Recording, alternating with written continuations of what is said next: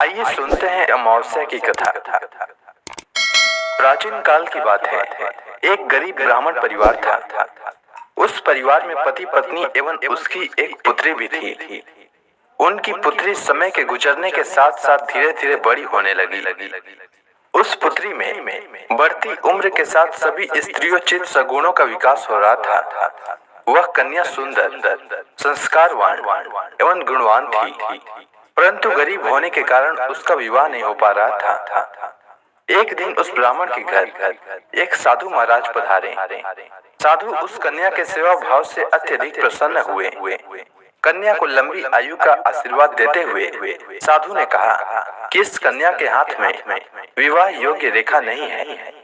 तब ब्राह्मण दंपति ने साधु से इसका उपाय पूछते हुए कहा कि महाराज, ऐसा क्या उपाय करें जिससे कन्या के हाथ में विवाह योग बन जाए। तब साधु महाराज ने कुछ देर विचार करने के बाद अपनी अंतर्दृष्टि में ध्यान करके बताया कि कुछ ही दूरी पर एक गांव में सोना नाम की एक धोबिन महिला अपने बेटे और बहू के साथ रहती है, जो बहुत ही आचार विचार एवं संस्कार संपन्न तथा पति परायण है। यदि यह सुकन्या उस धोबिन की सेवा करे और वह महिला इसकी शादी में अपने मांग का सिंदूर लगा दे तथा उसके बाद इस कन्या का विवाह हो जाए तो इस कन्या का वैधव्य योग मिट सकता है। साधु ने यह भी बताया कि वह महिला कहीं बाहर आती जाती नहीं है। यह बात सुनकर ब्राह्मणी ने अपनी बेटी से धोबिन की सेवा करने का प्रस्ताव रखा।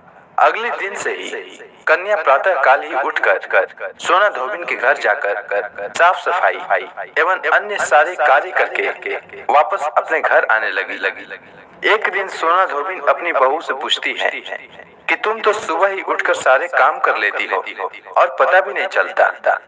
बहू ने कहा, माँ जी, मैंने तो सोचा कि आप ही सुबह उठकर सारे काम खुद ही खत्म कर लेती हैं। मैं तो देर से उठती हूँ। यह सब जानकर दोनों सास बहू घर की निगरानी करने लगे कि कौन है जो सुबह ही घर का सारा काम करके चला जाता है। कई दिनों के बाद धोबी ने देखा कि एक कन्या मुंह ढके अंधेरे में घर में आती है और सारे काम करने के बाद चली जाती है। जब वह जाने लगी तो सोना धोबिन उसके पैरों पर गिर पड़ी, पूछने लगी कि आप कौन हैं और इस तरह छुप कर मेरे घर की चाकरी क्यों करती हैं। तब कन्या ने साधु द्वारा कही गई सारी बात बताई। सोना धोबिन पति परायण थी, अतः उसमें तेज था। वह तैयार हो गई। सोना धोबिन के पति थोड़ा अस्वस्थ थे। उसने अपनी बहू से अपने लौट आने तक घर पर ही रहने को कहा। सोना धोबिन जैसे ही अपने मांग का सिंदूर उस कन्या की मांग में लगाया, सोना धोबिन का पति मर गया। उसे इस बात का पता चल गया। वह घर से नीरा जल ही निकली थी।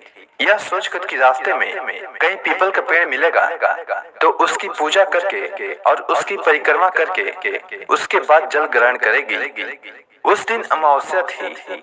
उसने पीपल के पेड़ का 108 बार परिक्रमा की और उसके बाद जल ग्रहण किया। ऐसा करते ही उसके पति के मृत शरीर में वापस जान आ गई। धोबिन का पति फिर से जीवित हो गया।